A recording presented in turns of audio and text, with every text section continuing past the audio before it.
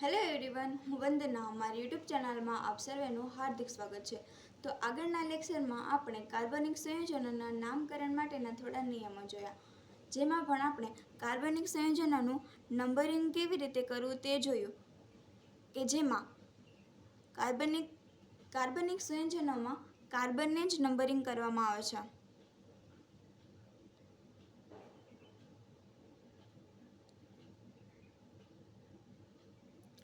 ત્યારબાદ કાર્બનિક સંયોજનોમાં મુખ્ય શૃંખલા યાની કે જનક શૃંખલાને જ નંબરિંગ કરવામાં આવે છે. કોઈ શાખાને નંબરિંગ કરવામાં આવતું નથી, પરંતુ જો શાખાની પણ શાખા યાની કે ગૌણ શાખા હાજર હોય તો નંબરિંગ કરવામાં આવે છે અને તે ગૌણ શાખાનું નામ કાઉન્સમાં લખવામાં આવે છે. ત્યારબાદ કાર્બનિક સંયોજનોમાં કોઈ ક્રિયાશીલ સમૂહ આવેલો હોય તો ક્રિયાશીલ સમૂહને ઓછામાં ઓછો નંબર મળે તે રીતે નંબરિંગ કરવું. આપણે એક્ઝામ્પલ લઈએ. કોઈ કાર્બનિક સંયોજનોમાં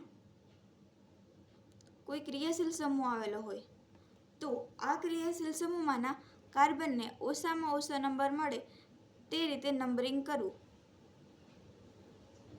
હવે નેક્સ્ટ એક્ઝામ્પલ લઈએ.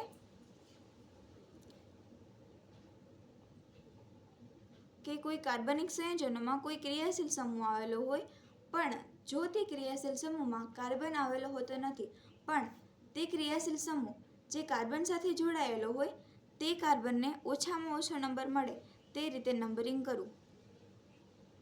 હવે ક્રિયાશીલ સમૂહમાં જોઈએ તો બે પ્રકારના ક્રિયાશીલ સમૂહ જોવા મળે છે. એક તો કાર્બન પરમાણુ હાજર હોય તેવા ક્રિયાશીલ સમૂહ અને કાર્બન પરમાણુ ગેરહાજર હોય તેવા ક્રિયાશીલ સમૂહ. તો આપણે એક્ઝામ્પલ જોઈએ કાર્બન પરમાણુ હાજર હોય તેવા ક્રિયાશીલ સમૂહ, જેમ કે COOR-, COOR, COX, CHO, CONH2 કે જેવા ક્રિયાશીલ સમૂહમાં કાર્બન હાજર છે. હવે એવા ક્રિયાશીલ સમૂહ કે જેમાં કાર્બન ગેરહાજર હોય, જેવા કે OH, X, NH2, COH, CO3H આ ક્રિયાશીલ સમૂહ કે જેમાં કાર્બન ગેરહાજર છે. તો આવા ક્રિયાશીલ સમૂહ જે કાર્બન સાથે જોડાયેલા હોય તે કાર્બનને ઓછામાં ઓછો નંબર મળે તે રીતે નંબરિંગ કરવું. જ્યારે કાર્બન હાજર હોય તેવા ક્રિયાશીલ સમૂહમાંના કાર્બનને ઓછામાં ઓછો નંબર મળે તે રીતે નંબરિંગ કરવું. હવે જો કોઈ કાર્બનિક સંયોજનોમાં ક્રિયાશીલ સમૂહ હાજર ન હોય અને શૃંખલામાં એક કરતાં વધારે શાખા આવેલી હોય તો કેવી રીતે નંબરિંગ કરવું તે જોઈએ. જેમ કે આપણે એક્ઝામ્પલ લઈએ. CH3, CH2, CH2, CH3, CH2, CH3, CH2, CH3. હવે આ શૃંખલા જોઈએ તો લાંબામાં લાંબી શૃંખલા યાની કે આ શૃંખલા જેમાં આપણે નંબરિંગ કરીએ તો આ શૃંખલા લાંબામાં લાંબી છે તો આ શૃંખલાને આ બાજુથી નંબરિંગ કરવામાં આવે કે આ બાજુથી નંબરિંગ કરવામાં આવે. જેમ કે આ બાજુથી નંબરિંગ કરીએ તો બી કાર્બનની સંખ્યા તો સરખી જ છે, પણ તો આપણે હવે વિચાર આવે છે કે કઈ સાઈડથી નંબરિંગ કરવું. તો એ સાઈડથી નંબરિંગ કરવું કે જે સાઈડમાં ગણની સંખ્યા નાની બને. જેમ કે આ શૃંખલા લઈએ ઉપરના નંબરિંગવાળી, તો 2 નંબરના કાર્બન પર એક શાખા છે અને 4 નંબરના કાર્બન પર એક શાખા છે, તો ગણ બને 2 અને 4. જ્યારે આ સાઈડની શૃંખલા લઈએ તો 3 નંબરમાં એક શાખા છે અને 5 નંબરમાં એક શાખા છે. તો આપણે ગણ જોઈએ તો આ ગણ 2 અને 4 જે નાનો ગણ છે, જ્યારે 3 અને 5 કે જે મોટો ગણ છે. તો આપણે એવી શૃંખલા પસંદ કરવાની કે જેમાં ગણ એ નાનો બને. તો ઉપરના નંબરિંગવાળી શૃંખલા કે જે આપણી મુખ્ય શૃંખલા તરીકે ગણી શકાય, કારણ કે તેમાં ગણ એ નાનો બને છે. હવે આપણે નેક્સ્ટ એક્ઝામ્પલ દ્વારા સમજીએ. જેમ કે CH3 CH CH3 CH2 CH CH3 CH CH2 CH3 CH2 CH CH3 CH3. હવે આ કાર્બનિક સંયોજન જોઈએ તો તેમાં આપણે આ શૃંખલા કે જેમાં કાર્બનની સંખ્યા વધારે છે અને તે શૃંખલા કે જે આપણે મુખ્ય શૃંખલા તરીકે ગણી શકાય, તેમાં આપણે નંબરિંગ કરીએ તો 1 2 3 4 5 6 7 8. હવે આ સાઈડથી આપણે નંબરિંગ કર્યું તો આપણે ગણ જોઈએ તો 2 ઉપર એક ગણ, 2 ઉપર એક શાખા તો એક ગણ, 4 5 અને 7. હવે આ સાઈડથી નંબરિંગ કરીએ તો 1 2 3 4 5 6 7 અને 8. તો 2 ઉપર એક આ સાઈડથી જોઈએ તો ગણમાં 2 4 5 અને 7. તો આ સંયોજન જોઈએ તો બંને સાઈડથી આપણે ગણ જોતા ગણની સંખ્યા અને ગણ એ સમાન જોવા મળે છે. તો આવી શૃંખલામાં ગમે તે બાજુથી નંબરિંગ કરીએ તો ગમે તે બાજુથી નંબરિંગ કરી શકાય. હવે આપણે એક બીજું એક્ઝામ્પલ લઈએ.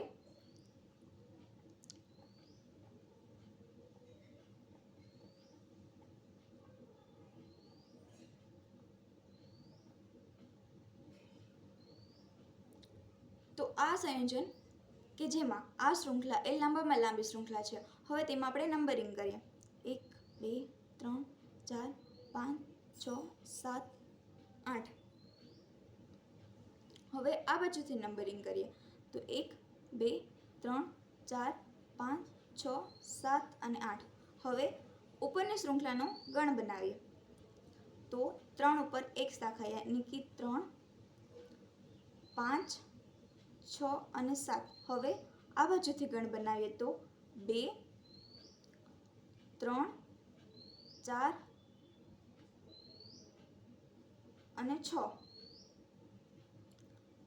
તો આ ગણ જોઈએ તો બંને ગણમાં સંખ્યા અલગ અલગ છે. તો એવા ગણને પસંદ કરવામાં આવે કે જે ગણ નાનો હોય. તો આ ગણ જોઈએ તો એ ગણ નાનો છે જ્યારે આ ગણ એ મોટો છે.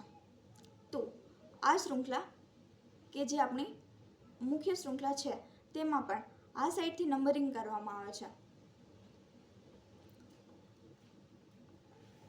હવે જો આપણે નેક્સ્ટ ટોપિક લઈએ કે કોઈ કાર્બનિક સંયોજનોમાં જો એક કરતાં વધારે ક્રિયાશીલ સમૂહ આવેલા હોય તો કેવી રીતે નંબરિંગ કરવું. તો આપણે એક્ઝામ્પલ દ્વારા સમજીએ. જેમ કે CH3 CH2 CH OH CH2 CH CH3 CH2 CH2 COOH. આ સંયોજન જોઈએ તો આ સંયોજનમાં 2 ક્રિયાશીલ સમૂહ આવેલા છે. તો હવે આપણે કઈ રીતે નંબરિંગ કરવું. તો આ સંયોજન કે જેમાં 2 ક્રિયાશીલ સમૂહ આવેલા છે તો આ સંયોજનમાં કોઈ એક ક્રિયાશીલ સમૂહ કે જેને મુખ્ય ગણવામાં આવે છે અને બીજા ક્રિયાશીલ સમૂહને ગૌણ ગણવામાં આવે છે.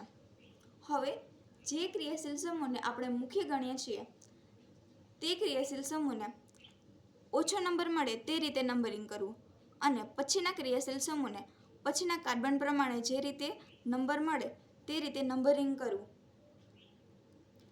હવે આપણે એક અગ્રિમતાનો ક્રમ જોઈએ કે કોઈ ક્રિયાશીલ સમૂહ કોઈ સંયોજનમાં 2 ક્રિયાશીલ સમૂહ જોડાયેલા હોય તો કયા ક્રિયાશીલ સમૂહને અગ્રિમ ગણવો તે અગ્રિમતાનો ક્રમ જોઈએ.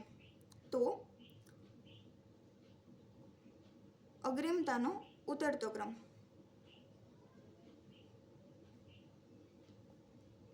કે જેમાં સૌપ્રથમ COOH SO3H COOR COCl CONH2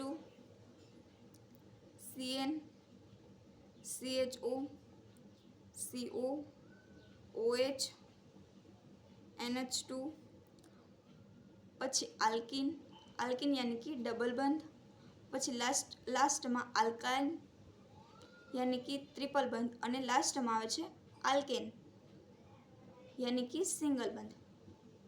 હવે કોઈ ક્રિયાશીલ સમૂહમાં આપણે એક્ઝામ્પલ લઈએ તો એક તો આલ્ડીહાઇડ અને એક છે કાર્બોક્સિલિક એસિડ.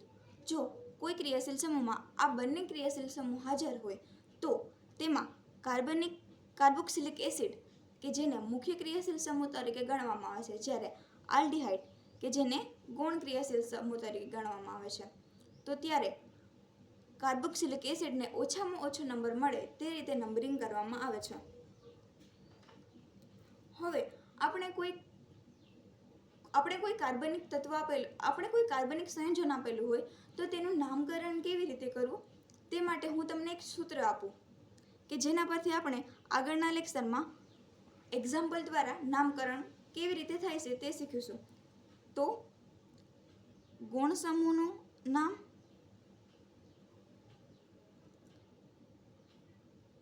પ્લસ મુખ્ય શૃંખલાનું નામ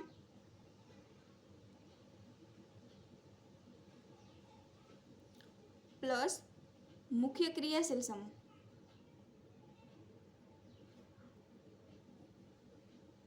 હવે ગૌણ સમૂહનું નામ કે જે સ્થાન સાથે અને ABCD પ્રમાણે લખવામાં આવે છે, જ્યારે મુખ્ય શૃંખલાનું નામકરણ એ કાર્બનની સંખ્યા પ્રમાણે કરવામાં આવે છે.